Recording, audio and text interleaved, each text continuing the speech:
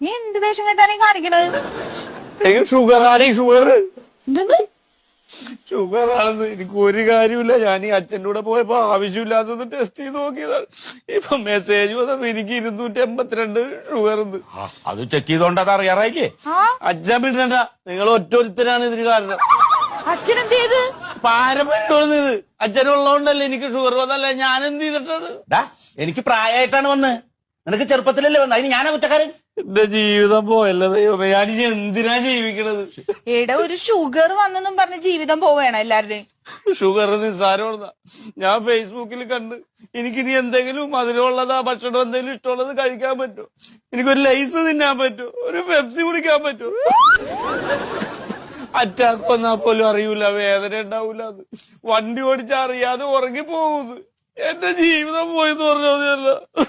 ഇവിടെ പൊട്ടൻ ചെറുക്കാൻ പരിഹാരം ഇല്ലാത്ത കാര്യം ഉണ്ടോടാ? നിനക്ക് അങ്ങനെ പലതും പറയാ. നിന്റെ കല്യാണവും സമയത്ത് കഴിഞ്ഞ അളിയനും ഗൾഫിലാണ്. വായി തോന്നലൊക്കെ വാരി തിന്നുകയും ചെയ്യാം. എനിക്ക് പ്രായം ഇത്ര, എനിക്ക് ഒരു പെണ്ണ് കാണാൻ പോകാൻ പറ്റും. എടാ, അതിന് പെണ്ണ് കാണാൻ പോകുമ്പോ എനിക്ക് ഷുഗർ ഉണ്ട് എന്ന് പറഞ്ഞ് ബോർഡ് കെട്ടി തൂക്കൊന്നും വേണ്ടേ? എന്നിട്ട് പെണ്ണ് ചായ കൊണ്ട് വരുമ്പോ എനിക്ക് മധുരമില്ലാത്ത മതി എന്ന് പറയാനാ? എനിക്ക് മധുരമില്ലാത്ത മതി എന്ന് പറയുമ്പോ അവർക്ക് മനസ്സിലാവൂല എനിക്ക് ഷുഗർ ആണെന്ന്.